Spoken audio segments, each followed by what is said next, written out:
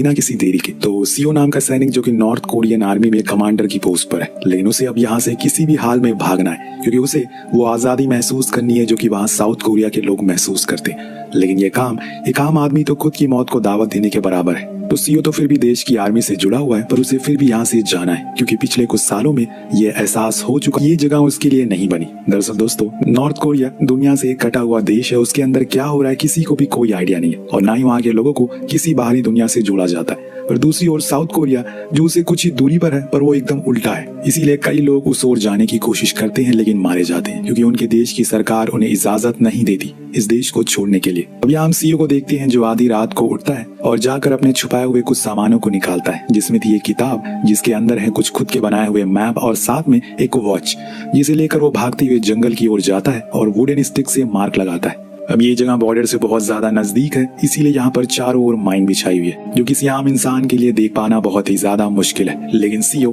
एक शातिर सैनिक है, इसीलिए वो सभी को पहचान लेता है। लेकिन कुछ ही देर बाद उसकी घंटी बजना शुरू हो जाती है, यानी कि जवानों को उठने का टाइम हो चुका है। वो भागते हुए सब कुछ छोड़कर जाता है और अपने बेड पर जाकर सो जाता है ताकि किसी को भी ना पता चले कि वो कहाँ पर है। अगली सुबह सभी जवान अपनी डेली रूटीन फॉलो करते हैं जिन्हें सीओ लीड कर रहा था। लेकिन तभी उन्हें एक धमाके की आवाज आती है जिससे वो सभी लेट जाते हैं क्योंकि उन्हें लगता है कि शायद कोई दुश्मन है। लेकिन जब वो करीब जाते हैं तो पता चलता है कि ये तो सुअर है जो कि माइन के ऊपर चढ़ गया, जिससे वहीं उनकी मौत हो गई। तो इन्होंने उसे अपना खाना बना लिया। पर ये बात चीफ को पता लग गई, जिसने सीओ को बहुत सुनाया और कहा कि वो तुम्हें बॉर्डर के बहुत ही करीब मिला था, हो सकता है कि उसके अंदर कुछ हो, इसीलिए तुम्हें पनिश किया जाएगा। लेकिन अगले ही सीन में हम देखते हैं कि सभी बड़े ऑफिसर सुअर को बड़े ही चाव से खा रहे हैं और उन्हें सर्व सीओ ही कर रहा था, जो करके उसे बहुत ही ज्यादा गुस्सा आता है। पर क्या करे, बेचारा मजबूर है। अब सब काम खत्म होने के बाद वो एक ओल्ड टावर पर चढ़कर वहाँ रेडियो पर एक शो सुन रहा है जो साउथ कोरिया का है, जो सीओ को बहुत ज्यादा पसंद है। एक यही रेडियो ही तो है जिससे उसे पता चलता है कि बॉर्डर के उस पार क्या हो रहा है, वहाँ की दुनिया कैसी है, और ये काम भी वो सभी से छुप कर रहा है। लेकिन सीओ को ये सब क्यों करना पड़ रहा है? आखिर उसे खुद के देश से क्यों प्यार नहीं है? उसकी तो अच्छी सैलरी है, अच्छी पोस्ट है, क्या सच में सिर्फ आजादी ही यही वजह है? ये सब जानने के लिए चलते हैं अतीत में। जब सीओ छोटा था उसके डैड भी नॉर्थ कोरियन आर्मी में थे। इनका हंसता खेलता एक छोटा सा परिवार था। लेकिन फिर एक दिन जंग के दौरान सीओ के पिता की मौत हो गई, जिन्हें उनका पूरा परिवार टूट गया। पर सीओ के लिए मुसीबत कम नहीं थी क्योंकि उसके कुछ ही दिनों बाद उसकी माँ भी गुजर गई, जिससे वो पूरी तरह से अकेला पड़ गया। इस पूरे शहर में उसका कोई भी नहीं था जो उसका ख्याल रख सके। अब जब यहाँ से सीओ अपने मैप को बना रहा होता है कि तभी पीछे से जैक आ जाता है, उसका जूनियर, जो उसे देख समझ जाता है कि वो यहाँ से भागने की फिराक में। वो उसे कहता है कि मुझे भी अपने साथ ले चलो साउथ कोरिया, मुझे यहाँ पर नहीं रहना है, ये जगह नर्क है। लेकिन सीओ उस पर भड़क जाता और मारना शुरू करता है। दरअसल दोस्तों, बहुत से लोग साउथ कोरिया जाने की कोशिश हर साल करते, इसीलिए यहाँ की सरकार ने जानबूझकर ऐसे लोगों को रखा हुआ है जो इस बात का पता लगा सके।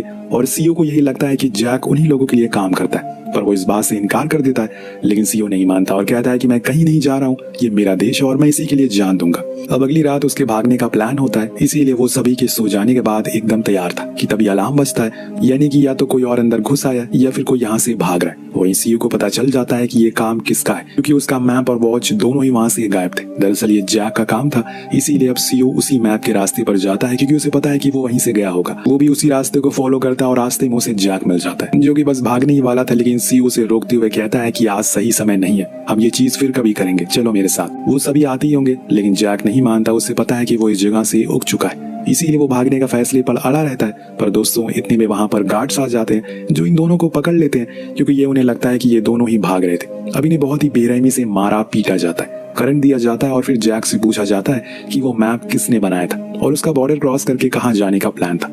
तो वो जवाब में कहता है कि मैं साउथ कोरिया जाने वाला था और ये मैप मैंने ही बनाया, मैं ही बस अकेले भागने वाला था। जो सुन वो ऑफिसर सीओ की ओर देखता है और पूछता है कि क्या ये सच है। पता है कि इन दोनों में से किसी न किसी को तो वो सजा मिलने ही वाली है, जिसे सोचकर ही हर किसी की रूह कांप जाए। 2 दिन बाद यहाँ पर डेविड नाम का बड़ा ऑफिसर आता है, जिसे बहुत ही ज्यादा सभी डरते हैं क्योंकि उसकी सजा देने का तरीका सभी से 100 गुना ज्यादा क्रूर है। वो कल जो कुछ भी हुआ उसकी जानकारी लेता है और फिर उन दोनों को लाया जाता है। इस बीच वो सीओ को उसकी पोस्ट वापस दे देता क्योंकि जॉन की गवाही के बाद उसे ये लगा कि सीओ तो उसे पकड़ने के लिए गया था, ना कि भागने के लिए। अब जॉन को वो अपने साथ ले जाएगा, कहाँ पर ये किसी को पता नहीं, लेकिन उसकी कार को आज सीओ ड्राइव करने वाला है। दोनों की बातें सुन हमें ये पता चलता है कि डेविड सीओ को अच्छे से जानता है। उसका कहना था कि उसके पिता अच्छे जवान थे, लेकिन उनकी बहुत ही दुखद मौत हो गई। वो उसे तब से जानता है जब वो कॉलेज में था, लेकिन आज उसे अच्छा लगा कि उसने देश के लिए इतना बड़ा काम किया, एक गद्दार को पकड़वाया, इसीलिए आज वो उसे बहुत खुश है। ऐसे लोगों को तो बीच में काट कर रोड पर फेंक देना चाहिए। मुझे भरोसा है कि तुम ऐसा कभी नहीं करोगे। उसकी ये सारी बातें सुन सीयू मन ही मन सोचता रहता है कि अगर उस दिन जैक की जगह मैं होता तो न जाने ये लोग मेरे साथ क्या हशर करते। डेविड सीयू को लेकर एक पार्टी में जाता है जहाँ पर कई सारे बड़े बड़े ऑफिसर आए थे, जिनके सामने डेविड सीयू की काफी तारीफ करता है। कैसे उसने खुद की जान की बाजी लगाकर गद्दार को देश से भागने से रोका, जो सुन सभी बहुत तारीफ करते हैं और फिर डेविड की सिफारिश पर उसे हायर रैंक दे दी जाती है, जो पाकर सीयू कतई खुश नहीं था, क्योंकि अब उसके ऊपर और भी ज्यादा निगरानी रखी जाएगी। ऊपर से उसकी पोस्टिंग भी अब बढ़ गई है। लेकिन अब वो करे क्या? इस पार्टी में हम डेविड के एक दोस्त को भी देखते हैं, जिसको देख वो ज्यादा खुश नहीं होता। दरअसल ये दोनों पहले काफी अच्छे दोस्त हुआ करते थे और साथ में रहते थे। हमेशा दोनों ने साथ में पियानो बजाना सीखा था, जिसमें डेविड माहिर था, पर वो फिर सर्विस में आ गया, जिसके कारण उसे अपना पैशन छोड़ना पड़ा। लेकिन आज उसका दोस्त सभी के सामने उसे उकसाता है कि वो फिर से पियानो बजाए, जो कि वो नहीं करना चाहता क्योंकि सभी उस पर हंसेंगे। तो वो सब कुछ भूल चुका है। वो पियानो बजाते हुए देखता है और हैरान हो जाता है, क्योंकि वो बहुत अच्छा प्ले कर रहा था। खैर, वो ड्रंक ऑफिसर को लेकर बाहर आता और उसको उसी की कार में लेकर जाने लगता है, क्योंकि ऐसा कर उस पर कोई भी यकीन नहीं करेगा। जिसके बाद वो बीच रास्ते में उसके आईडी कार्ड पर अपनी फोटो लगा लेता है और उसे वहीं खेत में छोड़कर उसकी कार को लेकर उसी पुलिस स्टेशन की ओर जाने लगा, जहाँ पर जैक को बंद किया गया। पर यह काम इतना आसान नहीं है, क्योंकि बीच रास्ते में उसे दो पुलिस वाले मिलते हैं, जो उसकी बात पर हल्का सा भी भरोसा नहीं करते, क्योंकि जो ऑफिसर यहाँ पर आने वाला है वो बूढ़ा था और सीयू तो काफी यंग है। इसीलिए वो कंफर्म करने के लिए अपने हायर रैंक को कॉल करते, लेकिन वो सभी पार्टी में बिजी थे, यहाँ तक कि वो डेविड भी। वो कॉल लगाता है, लेकिन वो भी पियानो प्ले करने में मगन था, इसीलिए उसकी कॉल को पिक नहीं करता। अब ये सब देख सीयू गुस्से में आने का नाटक करता और कहता है कि अगर तुम लोगों ने मुझे वहां पर जाने नहीं दिया तो तुम्हारा ट्रांसफर तय। उसकी एटीट्यूड देखकर वो दोनों ही घबरा गए और उसे लेकर स्टेशन आ गए, जहाँ पर हम जैक को देखते हैं, जिसकी हालत किसी मरे हुए जानवर जैसी थी। सीयू उन सभी से कहता है कि मैं इसको लेने के लिए आया हूँ, इसीलिए सभी पेपर तैयार करो। लेकिन वहां पर एक लोअर रैंक ऑफिसर उसे डाउट होता है, इसीलिए वो फिर से कॉल करता है डेविड को, लेकिन वो फिर भी नहीं उठाता। सीयू उन्हें यकीन दिलाने के लिए अपनी आईडी कार्ड भी दिखाता है, जिससे कि उन सभी को यकीन हो गया सिवाय उस एक ऑफिसर के। इसलिए वो कहता है कि हम आपकी सिक्योरिटी के लिए साथ चलेंगे। यहाँ अगर सीयू मना कर देता है तो उसे उस पर और भी ज्यादा शक हो जाता है। अब वो हाँ कर देता है, जिसके बाद ये लोग वहां से ही कार में निकल जाते हैं। पर सीयू का तो कुछ और ही प्लान था। वो बीच रास्ते में सही मौका देखकर उस ऑफिसर की बंदूक निकाल लेता है। वहीं जैक भी मौके का फायदा उठाकर दूसरे वाले को पकड़ लेता है और फिर दोनों ही उन्हें बहुत मारते हैं। इस बीच सीयू उसकी बंदूक से एक शूट करता है, लेकिन एक बच जाता है, क्योंकि तभी कार पलट जाती है और उनका बहुत ही बुरी तरह से एक्सीडेंट होता है। पर ये दोनों उसमें बच जाते हैं। वो फौरन बाहर आते हैं, लेकिन यहाँ पर आ जाता है कहानी में एक ट्विस्ट। उनके ऊपर कहीं से अंधाधुंध गोलियां चल रही है, जो कोई और नहीं बल्कि डेविड ही चलवा रहा था, क्योंकि उसे पता चल गया है कि सीयू जैक को लेने के लिए स्टेशन गया था। अब दोस्तों, यहाँ पर उससे पहले से ही उसके ऊपर शक था, बस इंतजार था तो उसकी किसी गलती का, जो उसने आज कर दी। पर सीयू भी होशियार बंदा है, वो इतनी जल्दी हार मानने वालों में से नहीं। कुछ देर छुपने के बाद उसके दिमाग में एक आइडिया आता है। वो जॉन है, ताकि उन्हें लगे कि वो मर गया, जिससे कम से कम वो गोलियां चलाना बंद कर दे, क्योंकि ऐसा करने से कार फट सकती है। जब डेविड जैक की लाश को देखता है तो उसे वही लगता है जो कि सीयू ने सोचा था। इसीलिए वो सभी गोलियां चलाना बंद कर देते हैं, कार लेकर इनकी ओर आना शुरू करते।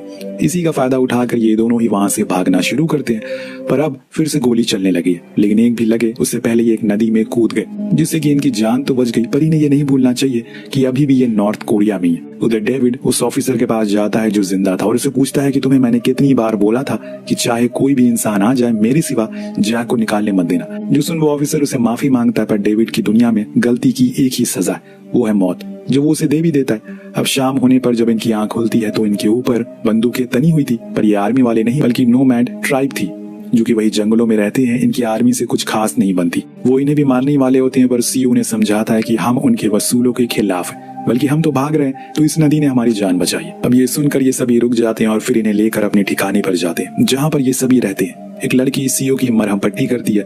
इस बीच उनके लीडर मैटो इन लोगों को बताती है कि हम कभी इस जंगल में एक खुशहाल जिंदगी जिया करते थे, लेकिन फिर एक दिन नॉर्थ कोरियन आर्मी ने हमारा सब कुछ छीन लिया, हमें ऐसे ही बेघर कर दिया। आर्मी ने मेरे भाई एलेक्स को भी पकड़ लिया, जिसकी कोई गलती नहीं थी। अब एलेक्स का नाम सुनते ही जैक उसे बताता है कि अरे मैं तो इसे जानता हूँ, ये तो मेरे साथ ही जेल में था। अब ये सुनकर सभी के अंदर थोड़ी जान आती है, कम से कम वो जिंदा तो है, क्योंकि नॉर्थ कोरिया में रिवाज है कि किसी भी इंसान को ज्यादा दिन तक जिंदा नहीं रखा जाता, उसकी जितनी जल्दी हो सके मार कर उसे फेंक दो। ये सभी बात ही कर रहे होते हैं कि इतने में वहां पर आर्मी आ जाती है, जो इन्हें ही ढूंढ रही थी, और उन्हें दूर से डेविड इंस्ट्रक्शन दे रहा था कि कहाँ जाना है और क्या करना है। ये सभी वहां पहले तो छुपे हुए थे और फिर भागने लगते हैं, जो देख आर्मी इन पर गोलियां चलाने लगती है, लेकिन मैटो और उसके साथी भी उन पर फायरिंग करते हैं, जिससे जैक और सीयू को भागने का मौका मिल जाता है। दोनों ही जंगल के रास्ते से होते हुए पहुंच जाते हैं बॉर्डर के बहुत ज्यादा करीब। वहां तो डेविड पहले से ही स्नाइपर लिए बैठा था, जिससे वो जैक को वहीं शूट करके मार देता है। लेकिन मरने से पहले वो सीयू को अपनी लॉकेट देते हुए कहता है कि मेरे भाई, अगर तुम वहां चले जाओ तो ये मेरी माँ और मेरी बहन को दे देना और कहना कि मैंने कोशिश की, जो कहकर वो अपना दम तोड़ देता है। पर उसकी मौत ने सीओ के अंदर एक अलग सी आग लगा दी। वो बेखौफ हो गया, इसीलिए वो सबसे पहले तो वहां लगी सारी लाइट्स को तोड़ देता है ताकि उसे उजाले में देखा ना जा सके। जिसके बाद वो उसी माइन वाले एरिया से भागता है, वो भी बिना किसी मैप के, क्योंकि अब उसे मौत से डर नहीं लगता। उसके मन में एक ही चीज थी, जो होगा वो देखा जाएगा, अभी बस भागते रहो। यहाँ वो यही करता है। डेविड उस जगह पर भागने की कोशिश करता है, लेकिन तभी उसका एक गार्ड एक माइन पर पैर रख देता है, जिससे कि उसका पैर ही उड़ गया। इस डर से वो भी पीछे हट गया। वही पूरी रात भागते भागते सीओ जंगल के बहुत ही अंदर आ गया। उसने ना ही कुछ खाया और ना ही पिया, फिर भी भागे जा रहा है कि तभी उसका पैर एक दलदल पर पड़ जाता है, जो उसे अंदर खींचने लगता है। लेकिन सीओ मौत से नहीं डरा। ये फिर दलदल क्या चीज है, वो उसे चीरते हुए बाहर आता है और फाइनली उस दीवार तक पहुंच जाता है जिसके उस पार साउथ कोरिया है, उसका भविष्य। वहां लगे फोन से बात करने की कोशिश करता है और बताता है कि मैं वहां आना चाहता हूँ, प्लीज मुझे अंदर ले लो। लेकिन तभी पीछे से एक गोली चलती है जो सीधा उसके पैर पर लगती है, जो किसी और ने नहीं बल्कि डेविड ने चलाई थी।